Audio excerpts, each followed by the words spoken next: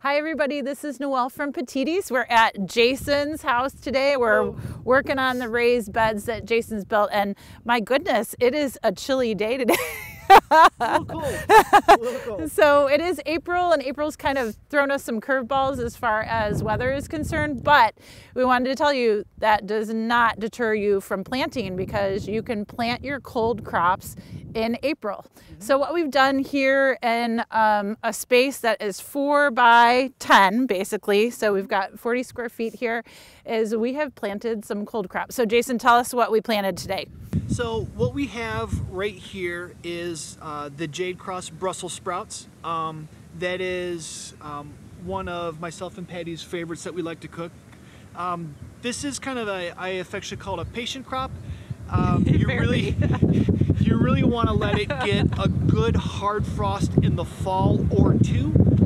It is frost tolerant, but that frost actually helps to sweeten the Brussels sprouts and really improve the flavor. Over here, we have our broccoli, and then the next bit is our cauliflower. Yeah, so with the Brussels sprouts, just so you all know, it's such a long crop. It's a really good idea to plant starter plants, if you will. If you start these from seed, again, such a long crop, you are starting them in February. You develop your starter plants. You can plant your plants in April, as long as your soil bed is prepared. And I often recommend letting the soil settle for 2 weeks before you actually plant. In a raised bed, it's kind of like a big container garden. So your soil is going to heat up a lot faster in a raised bed garden than it is in the soil bed in a soil garden. So again, planting now, it's great. It's probably like 39 degrees out, but these guys are going to be just fine. Soil's really, really warm. And the Brussels sprouts, we ended up spacing about 15 inches apart, giving them a little bit more space because they will develop a pretty large root system, as Jason has learned. And the broccoli, the cauliflower, they can be spaced about a 12-inch square foot section. So we just spaced 4 right in the row here. They're about 12 inches apart. They'll fill out and do really nicely. So with cold crops, it's really, really easy to take care of. And again, plant early if you're really itching to plant something and really start growing.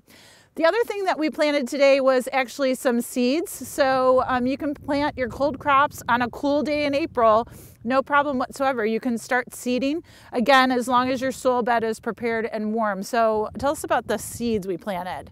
So what I did is, with the seeds in the bed behind us over here, it's a 4 by 10 foot bed, and we planted what I affectionately call leafies.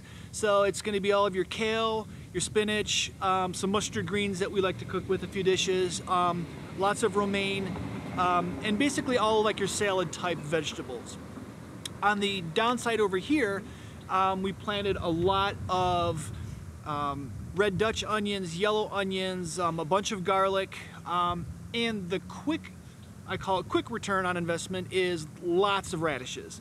Radishes and then also beets. Yeah, so, and we had peas over there too. And peas. Yeah. Yep, and peas. So what we're gonna do is Taylor's gonna show you a little video of us doing that, but with all those cold crops that Jason mentioned, your leaf lettuces, your kales, your spinaches, mustard greens even, radishes, beets, peas, all of those cold crops, those can all be planted very, very easily from seed. They develop pretty quickly. The seed themselves, just read the instructions on the seed packet. It has so much information that you should hold on to it after you've planted your seeds. Radishes are maybe an inch deep, about not even an inch deep, like a ½ inch deep, about an inch apart when you're planting them. So you can kind of do rows and sprinkle those seeds in. With peas, it's about an inch deep, about maybe a couple inches apart. Just go ahead and push them down with your finger, no problem whatsoever. Beets are a little bit smaller, so they're kind of like the radishes.